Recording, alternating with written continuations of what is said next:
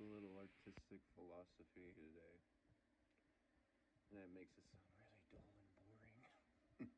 I don't want to hear you talk about artistic philosophy. Brain think hurt. No, it ain't like that. This is about banksy. And I want to speak about what I've already mentioned in various other videos about the duality of purpose and how it correlates to banksy.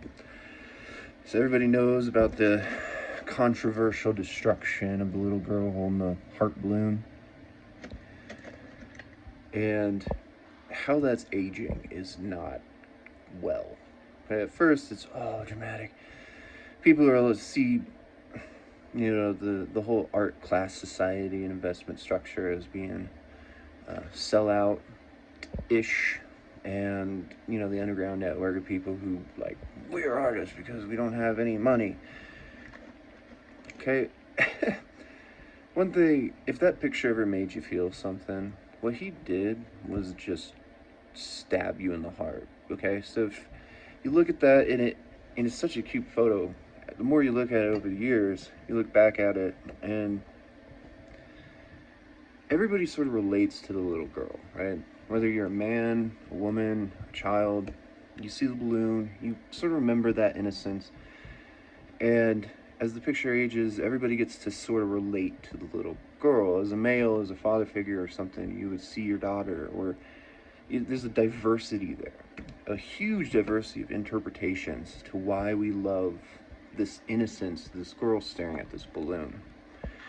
And while it's so simple, me, when I was younger, I was very contriving towards that. I hated people who didn't fill every inch of canvas with paint. It wasn't until I went to Monet that I saw a lot of his old work, his really old stuff, his early period. And most of the canvas would just not have paint on it.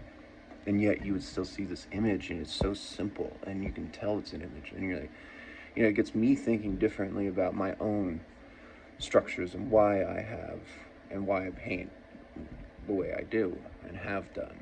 See, I would never destroy that.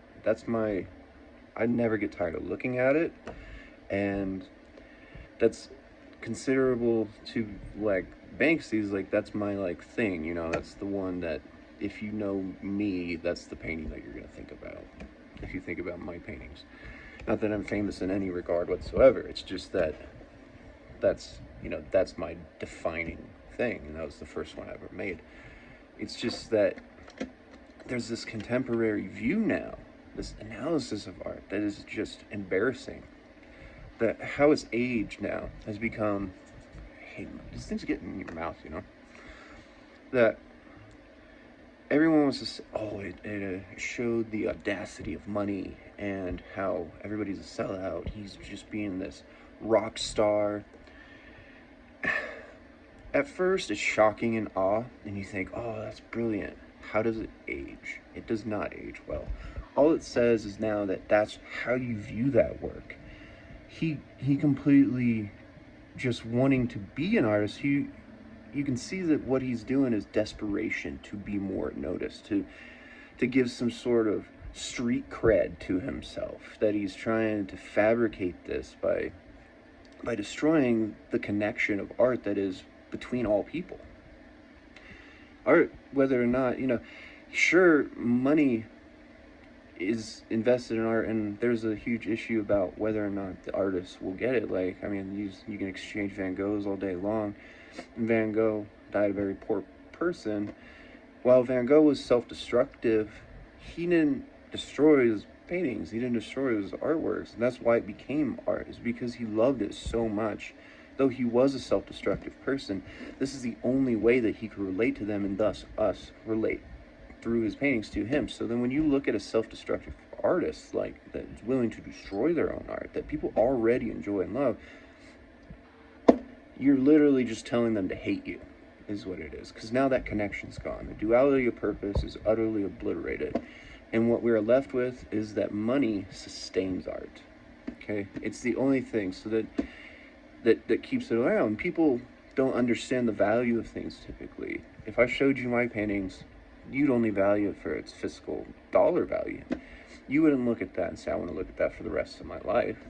You want to make money off of it, and that's the whole controversy, right? But at the same time, it's this paradox that a lot of people can't relate to art.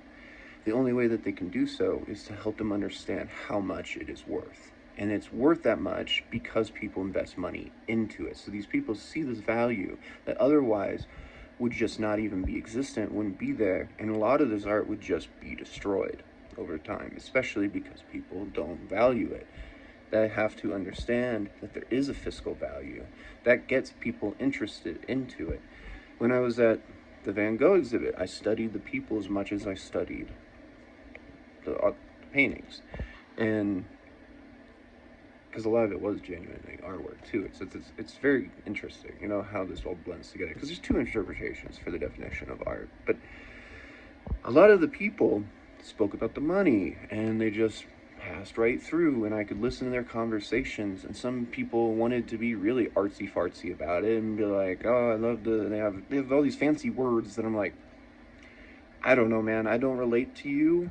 I just really love his texture work. So what gets me into painting is my three perspectives and trying to convey how my mind can see things. And since I can't actually paint very well, though I love painting and I love paintings and I love art, and you know, it's that art is in the philosophical sense of analysis to a degree. How I relate to a painting is definitely not going to be the same way that you express and define it. And that's one thing that makes Van Gogh so amazing and beautiful, is that I go for the texture work. I can imagine him painting. I love his colors. I love the creativity. I love the simplicity too at times, where it's just, you know, it's almost like a child would paint that, right? But yet it's this master of this natural fucking genius. And it's just, that's what I love about Van Gogh. People had had intellectual conversations with me there, and I had no idea what to say to them, other than when I saw the white roses, which I had no idea what impasto was. I just appreciated how you could sculpt textures to create some object that looks like it's coming at you. Impasto now, though, is just like way too sculpted. So I didn't want to go that far into it. And when I mentioned that to a dealer, he was like, I think you might like the gel acrylics. Oh, now I looked up what people actually do in gel acrylics, and no, that's not what I want to do at all. I wanted to try and sculpt the paint, just to add that little bit extra depth to this style when I'm now doing still lifes. Anyway, so this guy just completely ostracized the viewers. And all he did was then say, he ends up insulting these regular people because they don't even understand that he's literally just creating this foundation of people who say, oh, money, money, money. And what the truth is that you're not actually enjoying the art without that fiscal value behind it. That if we did actually erase all that, what would you, if we just put you in a double blind, in a large room, in some different dimension of reality where like we have no history and it's just you, right? I use that philosophical thought experiment quite often. What if we left somebody in a dark room? Would they reinvent music if they had an instrument? Would they reinvent music theory? Would notes all sound the same? How would they tune the instrument? If they were musically inclined, obviously. But that if you left all these people, what art would they choose? And we don't have that luxury because we actually have history. And so people are so they're stimulated that they don't seem to have, I mean, there's so many raw expectations, new, every single year, something new, stimulus, that they don't probably realize and appreciate just how special a lot of this older art is, and how the simplicity that can relate all of us together, that's what you want to preserve.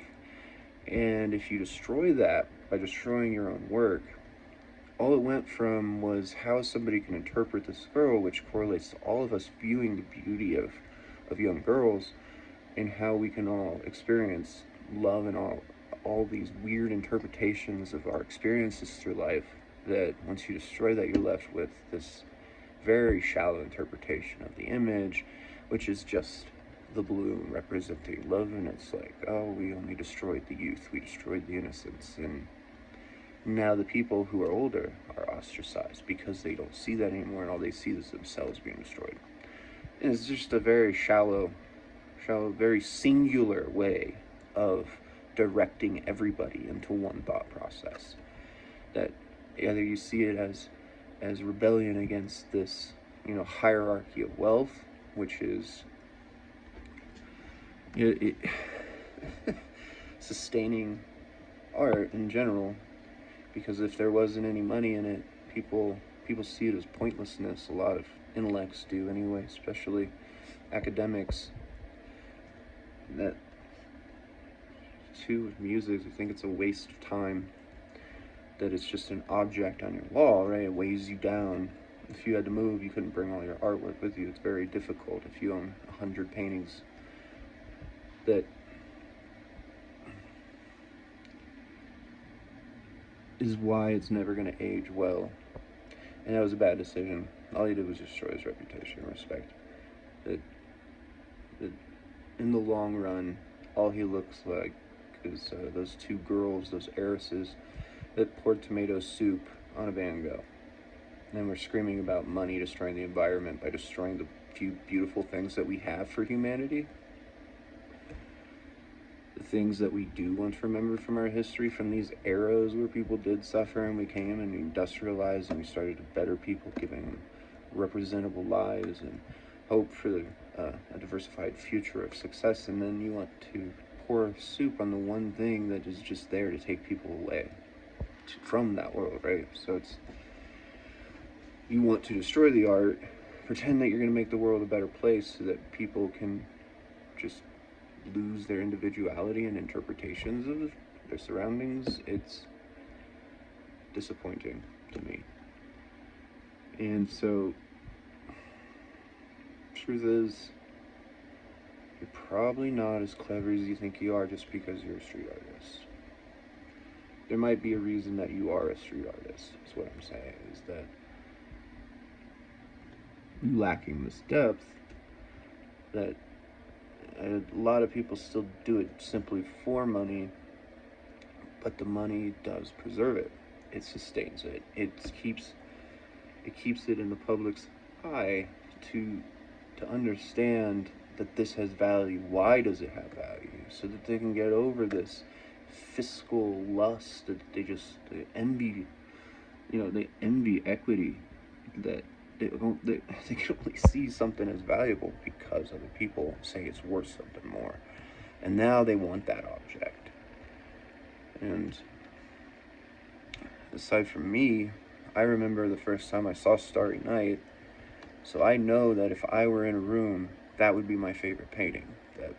Because growing up as a child, I went to museums, and when I first saw Starry Night, that's been my favorite ever since. I was very young, and it's just on this tiny little thing in a thrift store. And I was just like, what is this? Why don't they have this at the museum? And so, I didn't realize, I didn't know